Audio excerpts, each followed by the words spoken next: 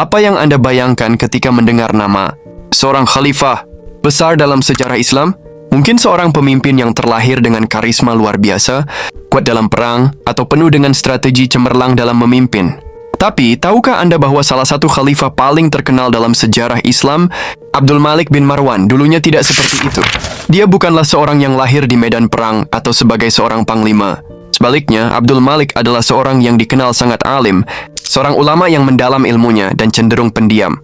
Bahkan ketika ayahnya, Marwan bin Al-Hakam, meninggal, tak ada yang menyangka ia akan menjadi penguasa besar.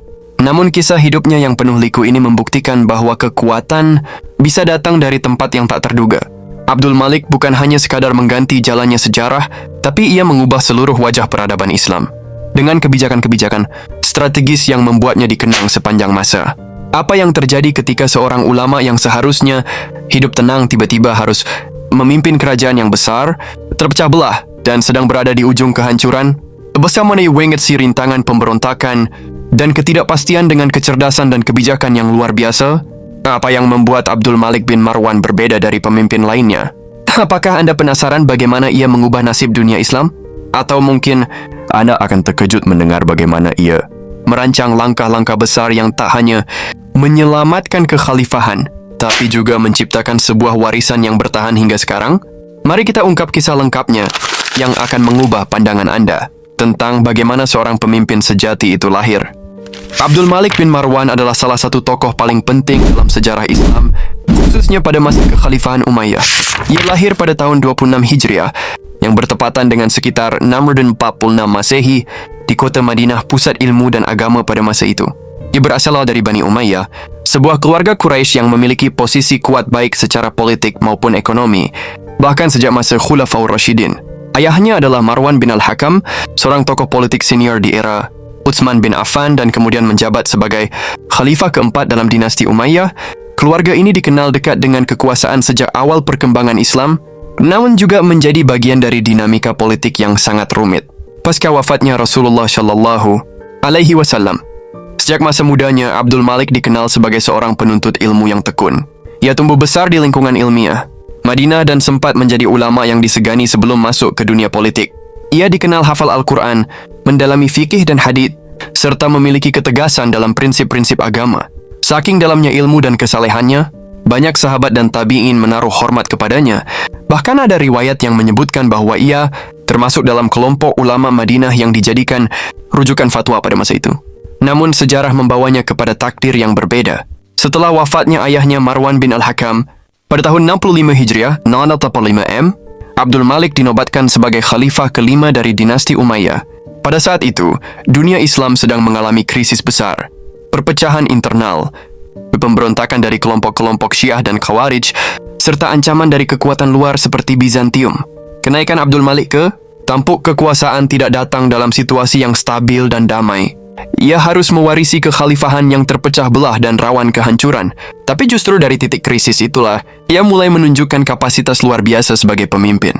Ia memimpin selama kurang lebih 21 tahun, hingga wafatnya pada tahun 86 Hijriah atau 5 Masehi.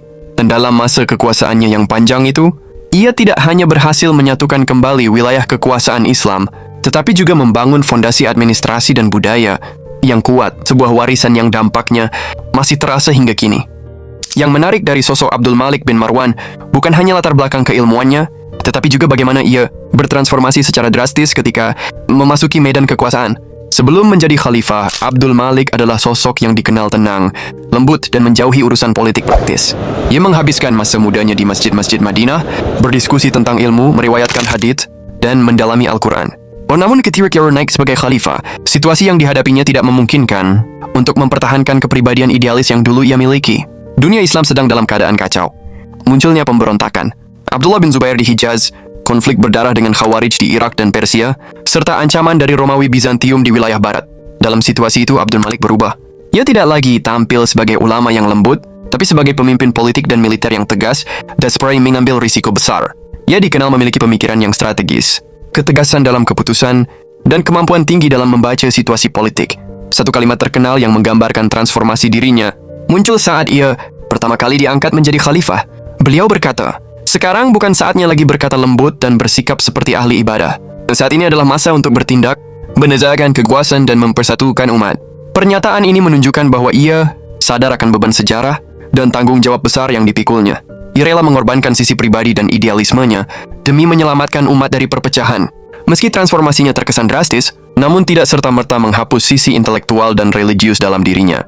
Justru, pengalaman dan ilmunya sebagai seorang ulama membantu membentuk keputusannya yang adil, sistematis, dan berdasarkan prinsip-prinsip syariat, meskipun kadang ia harus memilih pendekatan yang keras demi stabilitas kekuasaan. Kepemimpinan Abdul Malik bin Marwan menandai fase kebangkitan kembali dinasti Umayyah. Ia bukan hanya seorang yang mampu bertahan di tengah gejolak politik, tetapi juga membangun fondasi administratif dan budaya yang berpengaruh hingga berabad-abad setelahnya. Salah satu prestasi terbesarnya adalah penyatuan kembali wilayah kekuasaan Islam. Di awal masa pemerintahannya, dinasti Umayyah berada di ambang perpecahan total akibat pemberontakan dari Abdullah bin Zubair.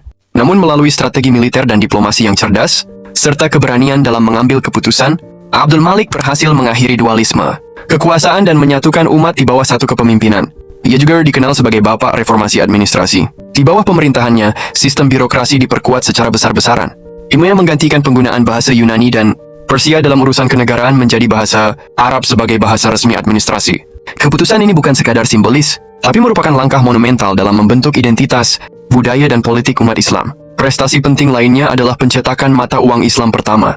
Ia menghentikan penggunaan dinar, Bizantium, dan mulai mencetak dinar dan dirham sendiri dengan kaligrafi Arab dan kutipan dari Al-Quran, tanpa gambar atau simbol kerajaan lain. Langkah ini bukan hanya memperkuat kedaulatan ekonomi, tetapi juga menunjukkan kemandirian ideologis dan spiritual dunia Islam di bawah pemerintahannya. Di bidang pembangunan, Abdul Malik memulai proyek pembangunan Quba Shakra, Dome of the Rock, di Yerusalem, salah satu bangunan paling ikonik dalam dunia Islam. Bukan hanya sebagai prestasi arsitektur, tetapi juga sebagai simbol kejayaan spiritual dan politik Islam. Secara keseluruhan, Abdul Malik bin Marwan bukan sekadar penguasa penaluk, tapi seorang arsitek peradaban Islam yang meletakkan dasar-dasar yang kemudian diwarisi oleh generasi setelahnya. Baik di bidang bahasa, Malik bin Marwan adalah bukti bahwa kekuatan seorang pemimpin tidak selalu lahir dari pedang dan pasukan, tapi dari ilmu, visi, dan keberanian untuk berubah. Dari seorang ulama yang tenang menjadi negarawan yang berani, transformasinya adalah salah satu yang paling mencengangkan dalam sejarah Islam. Ia menghadapi perpecahan, ancaman luar, dan krisis dalam negeri. Tapi alih-alih mundur atau larut dalam kekacauan, ia memilih untuk mengambil kendali sejarah. Ia menetapkan standar baru dalam kepemimpinan, menggabungkan kecerdasan spiritual dengan ketegasan politik. Pertanyaannya sekarang, apakah mungkin di zaman kita ini lahir sosok pemimpin yang memiliki karakter seperti Abdul Malik? Seorang yang berakar pada ilmu, tapi juga berani menghadapi realitas dan mengambil keputusan besar untuk umat? Jika Anda merasa kisah seperti ini penting untuk diketahui lebih banyak orang, jangan lupa untuk klik tombol like agar algoritma YouTube menyebarkan video ini lebih luas.